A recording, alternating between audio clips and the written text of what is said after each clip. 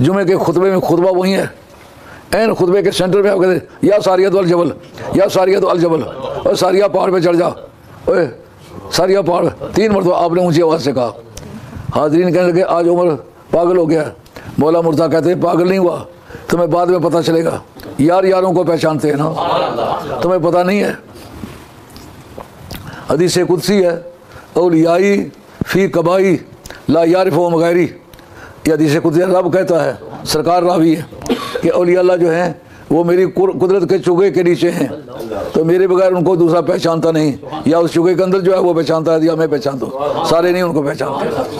कहते हैं फिर कुछ दिनों के बाद इत्तला आई कि हज़रत सारिया ने बंदा भेजा कि ऐ जनाब उमर फ़ारूक, आपने जो मुझे मैसेज कन्वे किया वो मैंने वक्त पर एक्सेप्ट किया। हम लोग पहाड़ पर चढ़े, देखा कि पीछे से दुश्मन आ रहा है। वो अगर पहाड़ पर पहले चढ़ जाता, ऊपर से पत्थर लुढ़काता, तो हम उन पत्थरों के नीचे पिस जाते। 100 मन की चट्टानें थी वहाँ।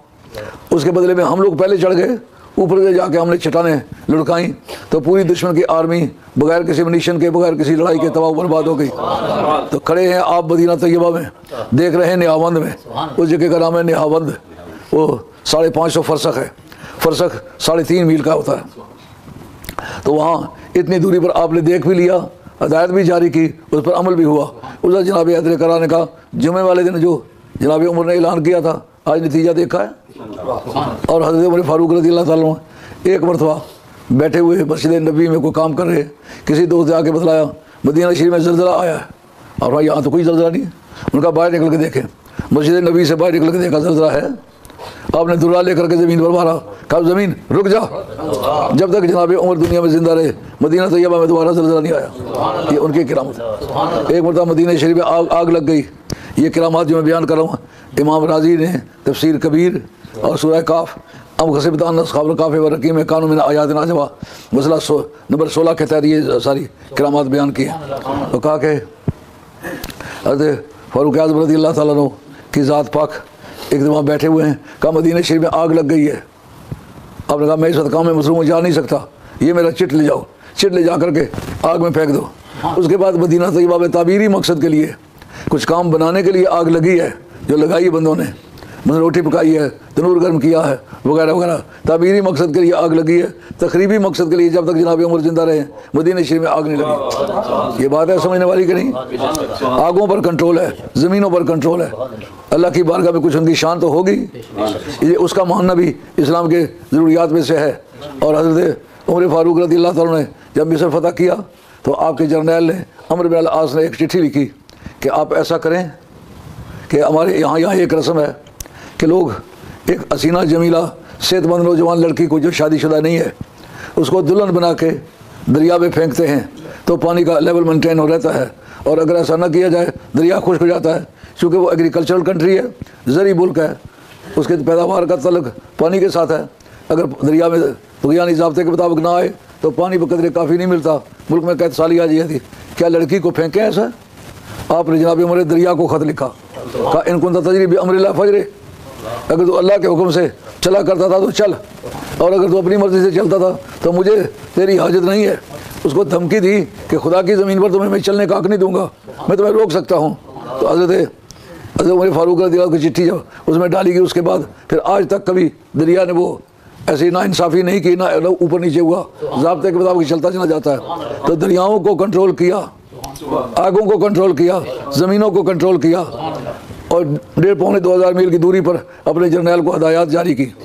इस तरीके से दौरे फ़ारूकी में जो इतना जाबर और बड़ा बालादस्त किस्म का हाकिम था, वाक़या मिलता है कि सबसे पहले फलाही ममलकत के बानी, जिसको कहते हैं वेलफेयर स्टेट, जिसमें बेरोज़गारी अलाउंस मिलता है, मुफ्त इलाज होता है, तालीम मुफ्त होती है, इस निज़ाम ज़िंदगी का बानी हज़रत उमर फ़ारूक है।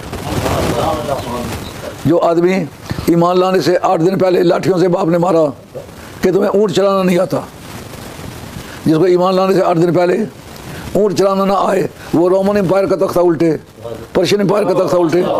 अकल मानती है इस बात को? मालूमात दुरफशानी ने तेरी कतरों को दरिया कर दिया। हज़रत उमर फ़ारूक दिमाश्क के दौरे पर गए, आगे देखा एक बड़ा ग्रांडील आदमी ऊंचा लंबा भीख मांग रहा है।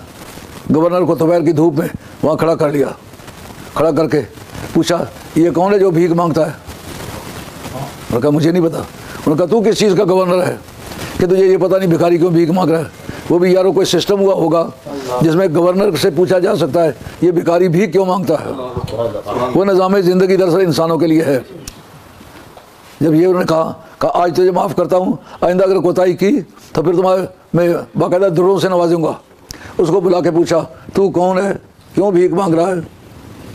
उसने बताया मैं यहूदी हूँ और कबाई की उम्र से गुजर गया हूँ, जो मुझे ट्रिब्यूटरी हूँ मैं, यानी ज़िम्मी हूँ। ट्रिब्यूशन मुझे पे करना पड़ती है, जिसको पोल टैक्स कहते हो ना, ट्रिब्यूशन उसको अंग्रेज़ी में कहना चाहिए। पोल टैक्स अदा करने के लिए मेरे पास कमाई नहीं है, तो फिर मैं भीख मांग के वो कमाई वो टैक्स अदा करता हूँ। आपने खड़े खड़े वहाँ फैसला किया, कहा जब तक उमर दुनिया में ज़िंदा है, कोई यहूदी है, नसरानी है, गैर मुस्लिम है, मेरे कलमरों में रहता है, अगर कमाई की उम्र से आगे गुजर गया है, उसका सिर्फ वो टैक्स माफ़ नहीं, लॉजिंग, बोर्डिंग, खुराक, पोशाक, बूदोबाश, ज़िंदगी की जमी ज़रूरियात उम्र के ज़िम्मे है। मज़ा आया ना ज़िंदगी का। अर्ज़े गौस-ए-सकलैन ने जो है लिखा हुआ है नाम आए, तो उनका असनत अब अनैक, तुमने अपनी आँखों के ज़रिए से ख़यानत की है। वो कहते अजा आका वही बाद नबी सल्लल्लाहु अलैहि वसल्लम, हजूर की ज़ात पाक के बाद तुम्हारे ऊपर वही आई है। उन्होंने कहा माँ जा आनी वही बल जलस तो इंदा साहिब वही, क्या वही वाले के पास बैठता रहा हूँ, इसलिए मुझे ये इत्तला है। तो सहाबी ने तस्लीम किया, वाकई रास्ते में एक औरत देखी, बड़ी हसीना जमीला थी, मैंने निगाह भर के उसकी तरफ देख लिया, ये शरअ में काबिल एतराज़ है, ये निगाहों की ख़यानत है। कहा वो मैंने रास्ते में वो काम किया, इसको यहाँ पता लग गया, ये हज़रत उस्मान की किरामत है, हज़रत करार की किरामत है कि एक शख्स हजूर की बारगाह में आया था, आपने सरक तशयन, तुमने कुछ चोरी की है? उन्होंने कहा जी की है। और फ़कत मजदा का हाथ आगे करो, हाथ आगे किया, हाथ काट दिया। फरमाइए कन्फेशन ऑफ क्राइम के बाद शहादत की ज़रूरत नहीं होती, हाथ काट दिया। गए रास्ते में कोई शख्स मिला, वो पूछता मान कथा यदक, तेरा हाथ किसने काटा है? उन्होंने कहा हाथ जिसने काटा है वो अमीरुल मोमिनीना यासूबुल मुस्लिमीना ज़ौजुल बतूल खुतनुर रसूल, वो सरकार के दामाद ने, खातून जन्नत के सरताज ने, मोमिनों के अमीर ने, मोमिनों के सरदार ने मेरा हाथ काटा। कहा हुआ कथा यदा का वन तम दखाऊ, उसने तेरा हाथ काटा है, तू उसकी तारीफ़ें कर रहा है। उन्होंने कहा माँ कथा यदी बल खल्लसनी मिन अन्नार, उसने मेरा हाथ नहीं काटा, उसने मुझे दोज़ख से आज़ाद किया है। हज़रत मौला मुर्तज़ा को ये इत्तला हुई, फ़ौरन बुलाया, बुला के इसने काटा हुआ हाथ साथ रखा, ऊपर रुमाल लपेटा, उसके बाद कहते अब खोल दे, कुछ पढ़े, देखा हाथ सलामत है। ये मौला मुर्तज़ा की किरामत है।